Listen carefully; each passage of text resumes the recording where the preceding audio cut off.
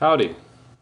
Welcome to a video that will cover parts of speech and punctuation for either the ACT English section or the SAT Writing Skills section.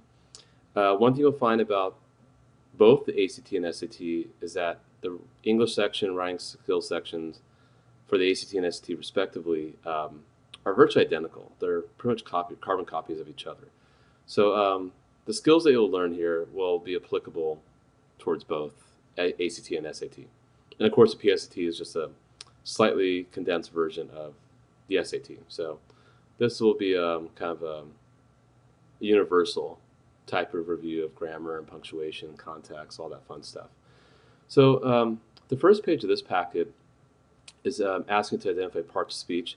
Usually that's a great way to get started with reviewing grammar, because in order to be familiar with all the grammar rules and how they work, like pronoun agreement, subject verb agreement, verbs in the wrong tense, parallel structure, you kind of need to know your parts of speech, right, before you get really too deep into understanding these grammar errors. So this page here is asking you to identify parts of speech. I'll do a few so you kind of get the hang of it and what the expectations are. So if we start with this one, although igloos are usually associated with Alaskan Eskimos, Inuits, they have mostly been constructed by people who live in the central Arctic and Greenland's Thule region. So the word they seems as if it's a pronoun. You know, it's obviously a subject, they have, but more specifically, it's a pronoun. So that's what we're going to label it as. So and I should actually copy and paste this. So let's do that really quickly.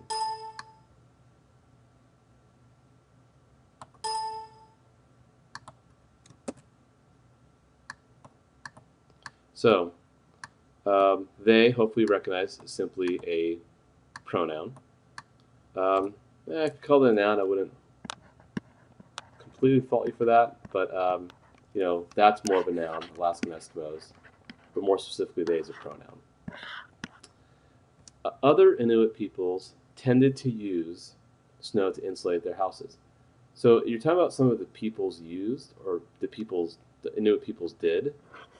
That's a verb, right? That's the action they did, which were constructed from. Now in this case, we call it a preposition. Preposition words like to, from, out, in, on, off, with, about. So it's from something. We call those prepositions. So you have a whole bunch of other ones that you can try. Really quickly, just some other things I wanted to say about this is that if you are describing a noun, of course that's an adjective. Nine would be an adjective because you're talking about the structure. But if you're describing a verb or another adjective, then we use an adverb. Surprisingly, number 17 would be an adverb because you're describing comfortable. And so comfortable here is being used as an adjective because you're saying the igloo is comfortable. So comfortable is an adjective. It's describing the igloo, but surprisingly comfortable, there we have an adverb. Okay, how do we use apostrophes? Apostrophes can be used as conjunctions. Sorry, not conjunctions, my bad. Contractions when you're trying to reduce a phrase.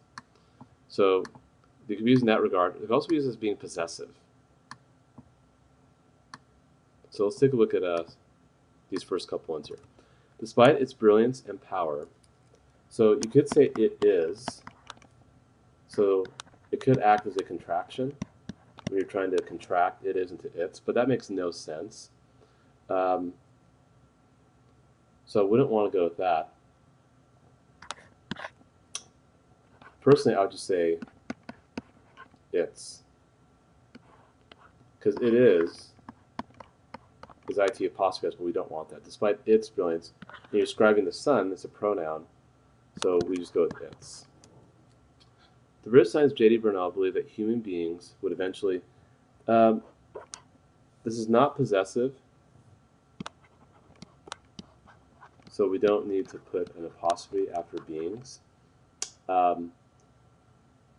So I would just keep going. Would eventually be replaced by creatures whose bodies. Now that's like saying who is. That's a contraction again. We want to go with whose. So human beings without an apostrophe. And WHOSE, whose, like that, that's possessive. Now if you do put an apostrophe next to human beings, it's got to be, again, possessive. Like human beings, we're talking about a human being's brain. Okay, so one brain belongs to one human being, that's fine. If you're talking about several human beings and their brains, I don't know why I said brains, but anyway, it's just an organ in the body, right? That's plural possessive. This is another thing you need to kind of watch out for. So let's look out for a couple of those right now.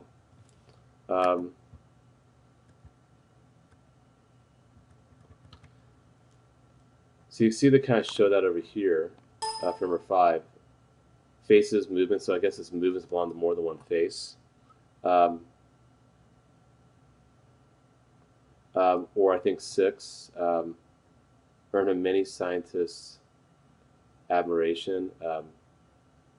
So it's admiration belongs to more than one scientist. So I think that's fine too. But if it's singular, like in number 10, the year's most important festival is belonging to just 1 year. So year apostrophe S. So you do want to watch out for that. Here's a drill that kind of does more of the same stuff, but now it's done in an ACT or SAT format. So you'll have an opportunity to work on that. Number 2 talks about sentences and fragments. Remember, a complete sentence is something that can stand alone as an independent statement. Fragments cannot. So if we look at like number 1, for example, and number 2,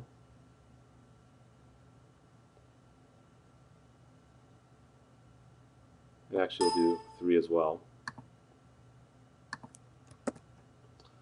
Louis Armstrong was one of the greatest jazz musicians of the 20th century. That could stand alone as an independent statement. Doesn't sound incomplete at all. That's a sentence.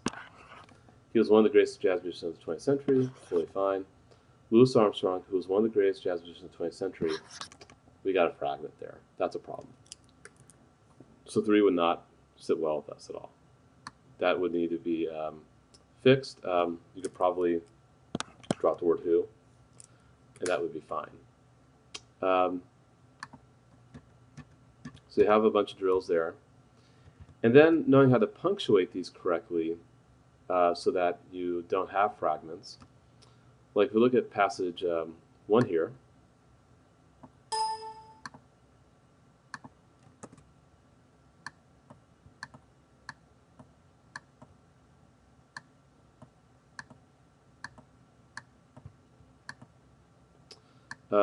numismatics is a study or collection of currency, including coins, tokens, paper money, and related objects. So this part right here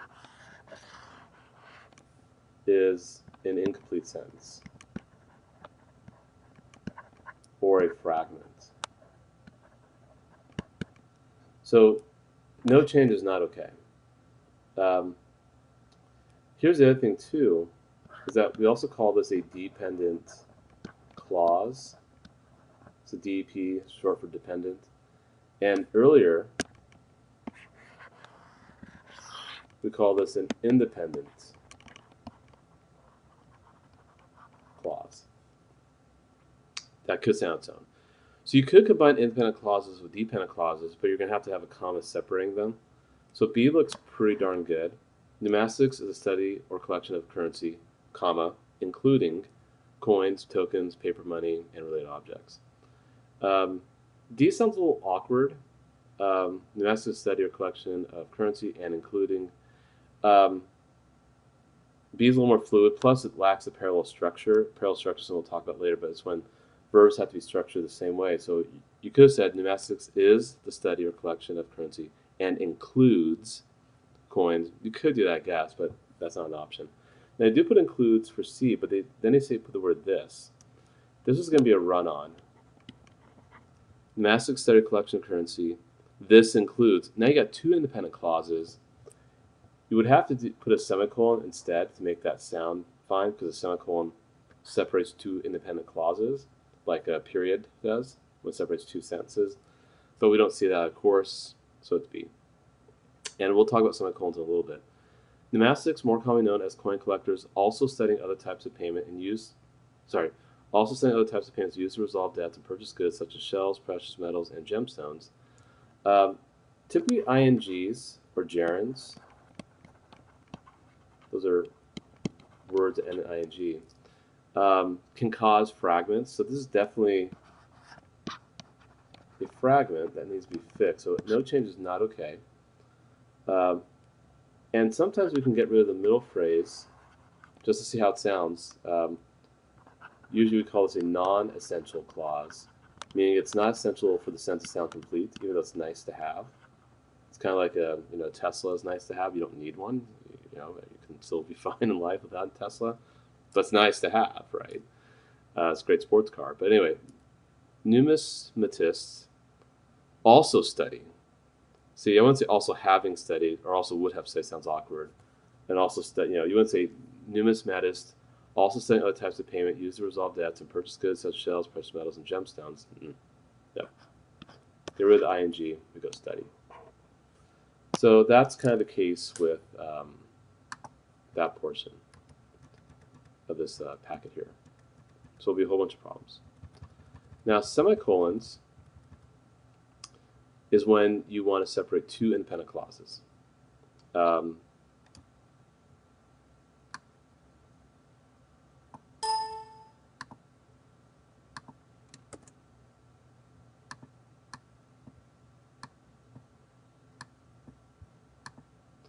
So if you look at this one here, in 2006, the beverage marketing company Power Brands was co-founded by Darren Ezra and Mar Molina, both of whom have prior experience. Now, A and C, I know, knock each other out right away. Here's the reason why. A period and a semicolon serve pretty much the same purpose.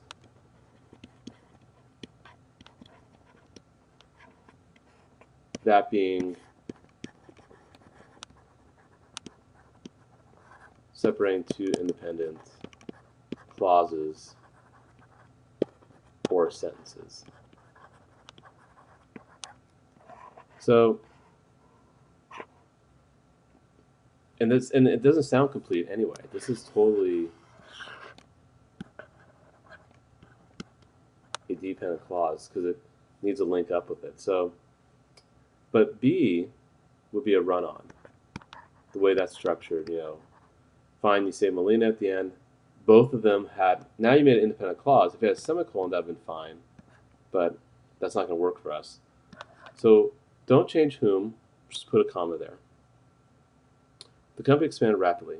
It currently employs people in more than a dozen countries in every continent.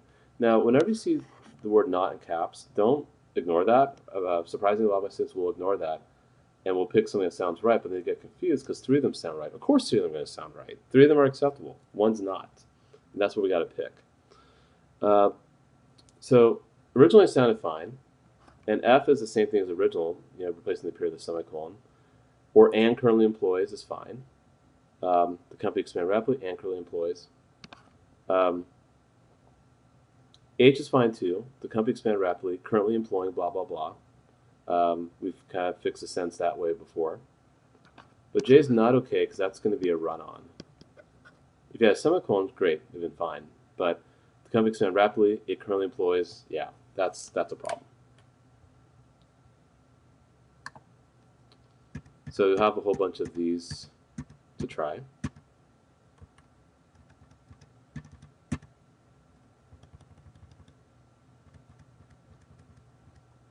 So let's look at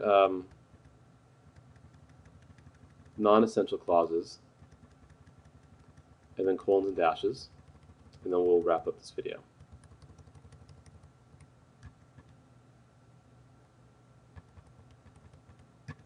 So I mentioned non-essential clauses a little bit earlier, and They're statements that are not necessary, but they're nice to have if we can. So we want to make sure at least we're punctuating those correctly. And non-essential clauses must have something next to them. So non-essential clauses basically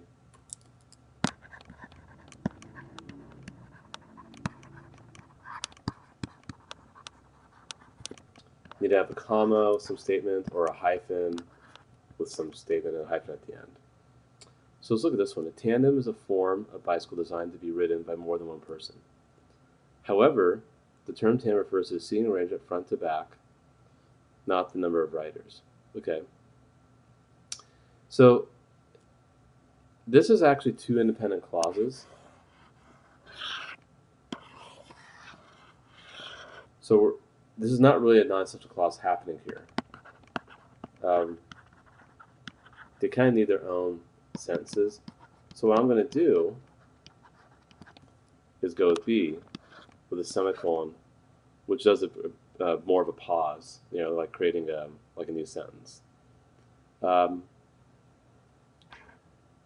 non-essential clause can also have parentheses as well, as we see front to back, but of course we're not being asked about that.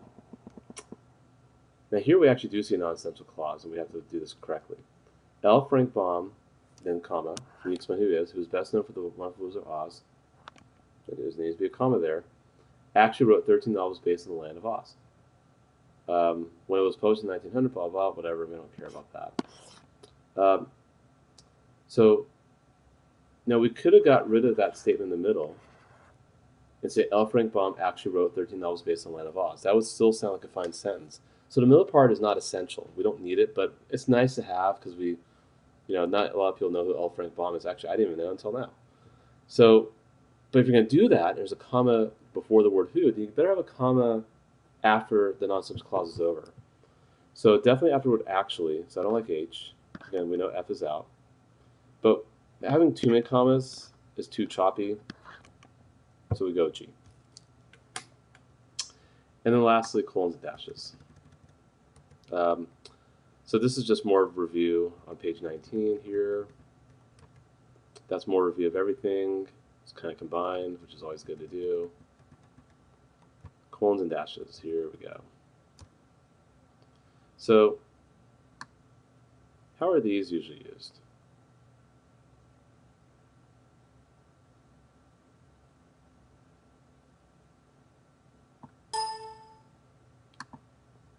The colons typically used to list things or to kind of set off a certain term.